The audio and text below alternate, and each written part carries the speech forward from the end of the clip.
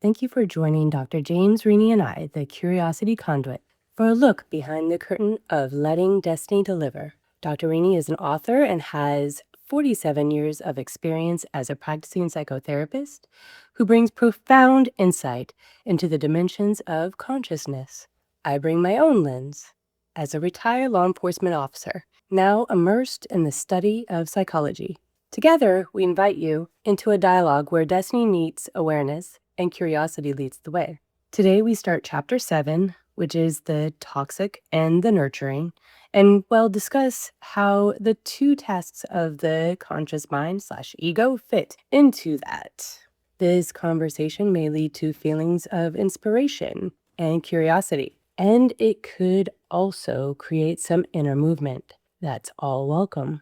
Life will reveal your destiny through all opportunities you keep yourself available for.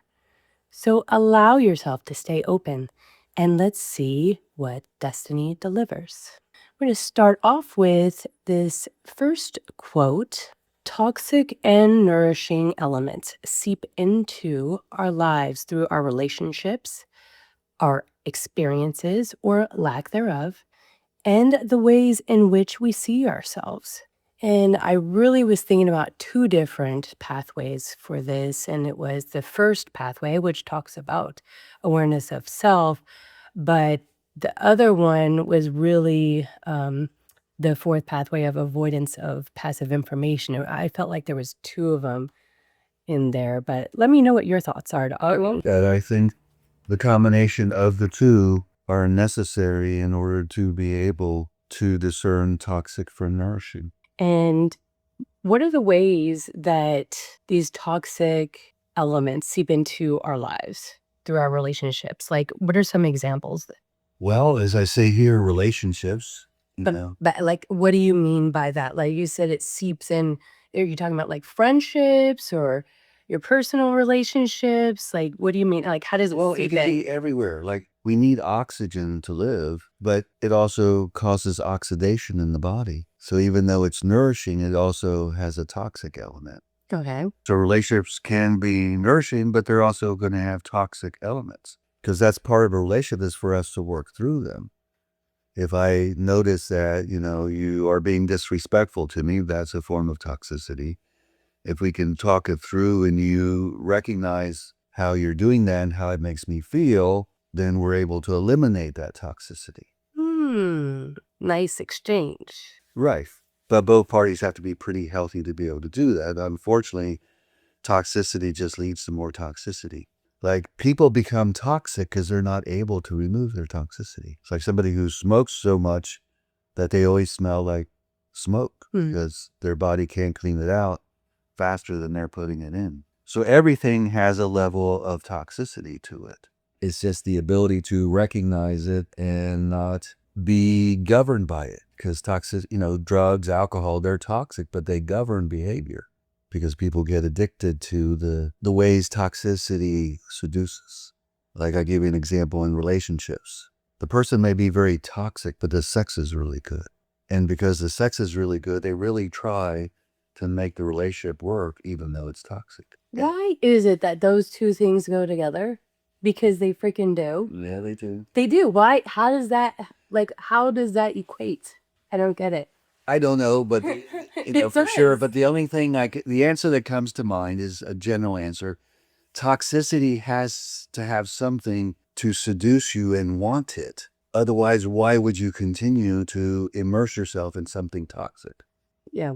So basically it meets a need. Like drugs and alcohol initially allow you to perceive the world in a different way than you normally do. And it's a way that you prefer.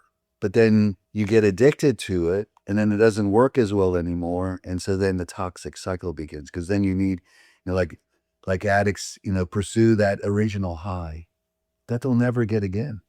And even if they don't get off, they still do the drug or they'll do more and more of it. So that's how it becomes toxic. And that's like how they used to say drug dealers do. They give it to you for free. And then once they get you hooked, they make you pay for it. Right. So that's a good metaphor of how toxicity works. And it's everywhere and anywhere. According to Dr. Fritz Perls, the ego needs to recognize and organize the fact that as biological beings, we are animals with instincts. As social beings, we like to play roles in games. Okay. So I played the second pathway here, awareness of the conscious and unconscious self, minds. What do you think about that? I think that's excellent. Okay. Because playing roles in games is something we have to do consciously and intentionally. Instincts are something we do automatically and naturally, inherently know how to do them. And the two can get in the way. We'll use sex again as an example. Sex is an instinct. It's a powerful drive. I mean, some studies have shown men think about it like every other minute, something sexual. But then there's the social part. Can have sex till you're married, or, if you sleep around, you're called names, or, if you masturbate, you'll go blind. So there's all these things socially that go against what we're driven to do biologically. So we have to somehow reconcile those two. Yeah, you let people know that they can look up to 11 years younger along the way. Well, that's true. And what you're tapping there is the fact that engaging in sex evokes the parasympathetic nervous system, which is a nervous system that promotes healing, problem solving, recuperation, recharge, and creativity. And I think that's why people, again, get addicted to these things, because it's a way to tap that. But the problem is it becomes toxic when you are then controlled by it. If you can control it, that's different. If it controls you, like there was a kid in high school, a friend of mine, we started smoking pot, and they controlled him because either he was smoking pot or he was looking for it. So that controlled 100% of his time. So once something starts controlling you, then it becomes toxic. If you have control over it, and I mean real control, not denying that it has control over you, then it could be nourishing. And the other part too is, I think because of that conflict, people like to play roles in games because it's what we learn to do. We have to, again, have a persona, a public image that we are out there with. But when we're playing roles in games, we're not being authentic. It's a form of manipulation. And it is a social thing. If it was much more biological, I think we would then be able to tap that which is more cooperative rather than that which is more competitive in our nature. Well, it just makes me think of a movie, Space Man or something like that. It was Jeff Bridges, and he was an alien here, and he was trying to get back to his ship, because he finished his mission. And these lay people were trying to help him, while at the same time the government was pursuing him because they wanted to put him in the lab and study him and all that kind of stuff. And one of the quotes in the movie was, he was talking about humans, and he goes, "What I've noticed about you people is you are at your best when things are at their worst, because then we have to unite. It's true. Otherwise then we're just out for ourselves, and then we play roles and games with each other." This is such a true story. And I have an example from this week. My dog had gotten into something that was very toxic, unknowingly. And me and my partner and our parents were out of the area about an hour and a half. So only my son was at home. He's 17. He gives us a call that the dog was walking weird, and we realized it got into something that was very toxic to animals. And so we all come together and we go to the house, and we ended up having just like the best interactions and the best day together in the end. And I told him, I was like, this was terrible. The dog is fine. My dog is fine. But our interactions with each other, just being so kind with each other and just making sure that things were nice and all taken care of. It wasn't just one person taking care of things. It was just everybody coming together for that one mission. And we just had the best day out of something that was kind of tragic initially. Well, it's like 9/11. For a while there, the world had actually come together until you start inserting politics into it, and then that was the end of that. But Yeah. so yes, it's very true.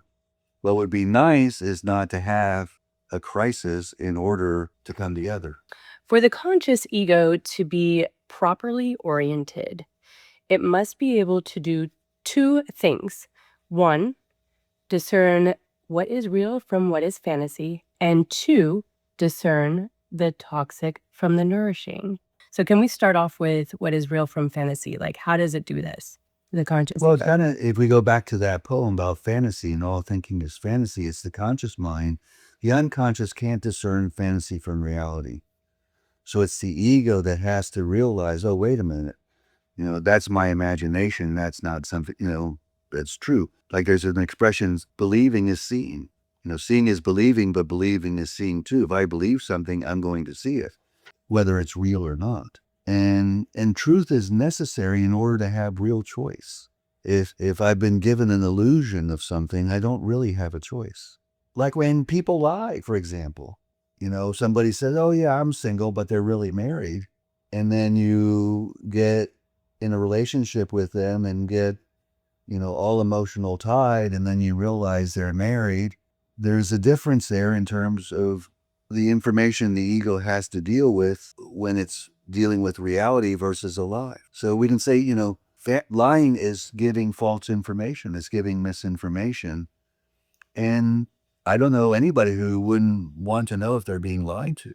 So also, I'm thinking about in relationships when your conscious, your ego is trying to discern what is real from fantasy. I think this might be most relatable, like in the beginning of the relationship, right? Where you have to, some people may have butterflies and they're trying to discern what is real from fantasy, but they sometimes just go with what is kind of fantasy-like. It's not real in front of them. And so that can be difficult, but. Well, that's a good example there because that's kind of a biological illusion. Because, the brain literally develops a chemical cocktail when we are in the presence of someone we're attracted to or interested in. And yes, our illusions of who we think that person is then the covering by which we see everything. It's only through time and experience that, the fantasy begins to fade and then we begin to see the real person. Mm-hmm. But that's why it's important for the ego to be able to discern those things, because if that's the case, you want to discern those things sooner rather than later. And that's why some people can pretend to be somebody for a very long time. Some people even to the point they get married, and then they get married and then the real self comes out. But if there was some way to detect that, if the ego could know that well ahead of time, then we would save ourselves from getting into such a deep hole. So how do you do that? With all the things we're talking about. One unfortunately is you need experience. It's like an immune system. Your body can't develop an immunity to something it's never been exposed to. I like that. That's good. And what I like about it, it's so relatable because there's a lot of people who get down on themselves, especially young individuals and stuff like that, and they can't help it. They just don't know. Well, and I think the other piece then we'll add to that is when you are able to discern the real from the fantasy, is also then to be able to discern the toxic from the nurturing. Like I had a client I was working with, and her father's basically abandoned her. I mean, she just asked him to help her with some things out of the car, and he just ignored her. And then a boyfriend who basically was at the same time that he was with her, developing another relationship, but made her feel like she was inadequate. So in that sense, she was blaming herself. What did I do that brought this about? And I'm saying to her, maybe it's not you. Maybe you need to recognize that you're disappointed in people. So in processing that, the toxic would be blaming herself in that case, as opposed to people disappointing you. Because it wasn't her who was misleading the boyfriend, and it isn't, she wasn't asking that much of a parent who's her father. And again, it goes bigger than that with the father, but it's being able to discern disappointment from it's something I did wrong. Now, again, some people always want to blame others, and some people always want to blame themselves. And so their ability to discern and differentiate is lost. And again, that comes from experience and being able to hold a truth that may seem foreign to you, especially about yourself, because the ego likes to reject foreign ideas. Does. Even if we need it. And even when you know it. That's true. Even if we know it, we'll still find a way to reject it. It does. That's so true. Right. It does. Empathy allows us to validate self and others in an illuminating, growth-producing fashion. Empathy is the opposite of distortion. Empathy builds compassion and keeps hatred from becoming a major force in one's life. I love this. I love it. What do you love about it? I love this beautiful thing that it's this like engagement that you have with somebody else, with having that empathy, and that it is the opposite of distortion, and it's like this prescription to fight certain things that are not good, and I love it. Well, it's kind of necessary to connect. Now, there is, everything has a point of diminishing returns. So, like I like to put it, empathy, the traditional definition of it is the ability to put yourself in somebody else's shoes. And here's the problem with that. If you're always putting yourself in somebody else's shoes, you're not wearing your own shoes. And in that case, empathy becomes a weakness because you lose yourself in always having compassion and always siding with that part of you which is empathetic. Can you balance that with boundaries? Is that So yes, absolutely. okay? And that's why I'm saying if you're always empathizing, you're not focusing on being attuned to yourself. And empathy, not sympathy. Right. And here's the distinction with sympathy, you feel the responsibility to take some action to help that person. With empathy, you're reflecting understanding of what that person is going through. And so that's what they need. That's the connection, is the understanding and feeling understood. And that's what's powerful. Sympathy is just feeling sorry for somebody and taking care of them. And that promotes dependency. And so it's unhealthy for both people because one is dependent and the other is codependent. And empathy also comes from, being able to project something you've been through to understand what that other person has been through. Yeah, and that's what I love about it. It's like this really beautiful exchange and connection that happens. So, I had a supervisee one time and, was working with her, and I gave some sort of response that to her indicated that I had struggled a lot in my life. And she goes, I would never think of that. I thought you were born with a silver spoon in your mouth, What? I don't know, because I had my shit together. I guess I don't know. But my ability to understand what she was communicating let her know that, oh, wow, I was wrong about that. You in order for you to understand what I said, you've had to have Gone through something some adversity in your life. Yeah. And that's why it's such a powerful connection, because, it's like, you're from New York, me too. Brooklyn, me too. You see, we're already connected just because we have those common experiences. But this goes a little deeper. Of course. Because it's from within as opposed to some demographic or what have you. Yes. The struggle between the social and biological sides of our nature is significant, as these are the forces from which issues of morality and of good and bad arise. What do you have to say about that? Well, again, we'll take sex. There's a biological drive there, that is healthy and needed for the, survival of the species. It's actually needed for that. But then society, you look at different cultures and the way women are allowed to be or not be, and men are allowed to be and not be, which then causes to deny, disown, or repress those parts of ourselves. In earlier sections, we talked about the problem with denying and repressing and disowning parts of the self. It's more, how do you figure out how to adapt that in such a way that it is commensurate with others. Right. So you have like this, that it can be self-sabotage, but it gets kind of combated with that 10th pathway of taking those actions that maintain your commitment to a lifelong practice of balancing the opposing forces. So. And then morality, good and bad, aren't really black and white. They're very gray. People make them black and white because it makes it easier. I like gray. And that's why it also creates a struggle between the social and biological, because when they're very black and white, it really leaves no room for creative individuality, which is the gray. Is that why I like gray so much? I like to work in the gray. I like to be in the gray. Well, not always. some things are black and white. Well, as a colleague once said, when we're thinking in black and white, it's because we're lazy. It's much more complicated, complex to understand the gray. Black and white, it's one or the other. To understand the grays, all the nuances, all the different contextual circumstances that might affect it, and so on and so forth. So it requires a lot more work and a lot more thought, as opposed to just following a black and white prescription. You do this, you don't do that. But there's no individuality, there's no morality developed in that because you're just following a formula. You know, like people sometimes say, oh, don't do this, that's going to be a mistake. Well, they have to go do it in order to realize it was a mistake or it wasn't a mistake. See, this is what I like about this prescription that you have and with the pathways. It's every single one of them is individualized. It tells you something, but how you do it.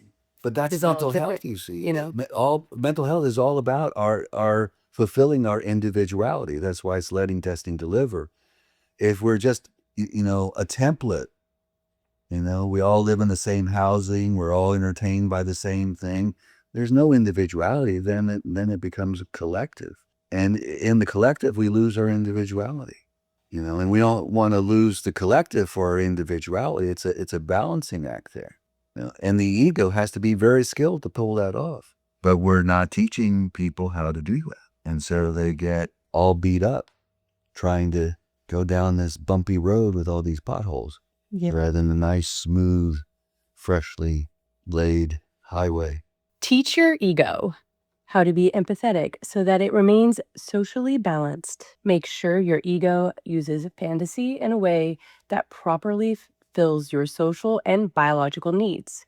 And last but not least, stay connected to the important learning, memories, and accomplishments stored in the unconscious mind. So I applied 2 here pathways, and it's the action of repetition, because any time you're thinking about teaching or doing something, learning something new, I like to apply the action of repetition. And then actions that you are trying to do over and over, it's those certain actions that maintain your commitment to lifelong practice of balancing the opposing forces. So the 7th and 10th pathway to this one. Very good. See, the thing I'd say about repetition is repetition can create resonance or stuckness. Ooh, it does both. It can, depending on, what you allow it to do. For me, reading, for people, they can read a book a second time or see a movie a second time, and they see things they didn't see the first time. So in that case, repetition creates resonance because I'm now seeing and understanding things that I didn't the first time or the second or third time. Getting stuck is there's nothing new emerging as you go and replay that stuff in your mind over and over again. Yes. That's what I was naming the hell loop, where somebody is stuck in a memory over and over and over. I now believe it's called ruminating. Mhm. Yeah, so that's when somebody's ruminating, Nothing new comes out of it. right. Yeah. And it just can become As opposed to creating resonance. right. Teach your ego how to be empathetic. And that's a tricky one. Yeah. And I say that because we're not all built with the same capacity for empathy, because it requires us to have mirror neurons, and we don't all have the same number of mirror neurons. We all have them though, right? I think we all have them. Not in the same proportion. Like Okay, so it's that's where different autism level. comes in there, and they can't read the cues of others Okay. and connect because they don't have those mirror neurons that allow you to absorb the intentions of other people. And there are people who know this, and what they do is, even though they can't feel it, they've learned intellectually what that person must feel. And that's helpful because they can at least state it, Yeah. 2 ways to learn. One is, if it's hard for you to feel it, you learn it just intellectually. The other part is, if you can feel it, allow yourself access to it. And it may be difficult because it may make you feel vulnerable. It may make you feel bad to be empathetic, because you might hurt somebody's feeling and not realize it. And then you think about, oh, wow, I don't like the way I made that person feel. I may not like myself because so I'm just saying empathy is tricky because in that, you also have to look at yourself. Yes. I like that. Allow yourself access to it. the ego allowing access to it rather than seeing it as a weakness or being vulnerable. Now, the last thing here, which goes with using fantasy to properly, fill your social and biological needs, is the mind tends to focus on what's wrong as opposed to what's right. When something is right, we don't pay attention to it. That's why we don't appreciate something till it's gone.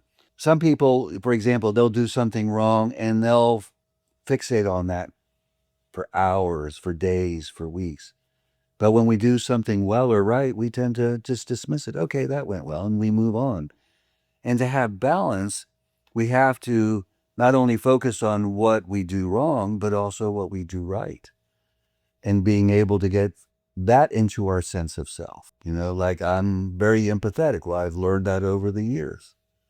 Okay, but in order to do that, I've had to validate and replay in my mind examples or situations where I was empathetic in order to get that sense of that is part of who I am. And then that sense is available to me whenever I want it. So that's why it's important to replay important learnings, memories, and accomplishment, because they are stored in there. But if they need to be used. Plates and silverware, but you always use paper plates and plastic utensils.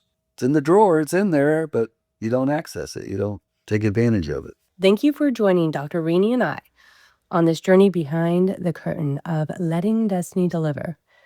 Join us next time as we will discuss the ego and relationships. Remember to subscribe and like, and questions or comments are welcome below.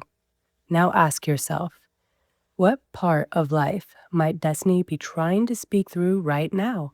Keep exploring, stay curious, and remember, destiny isn't something you chase. It's something you allow. Until next time, be well.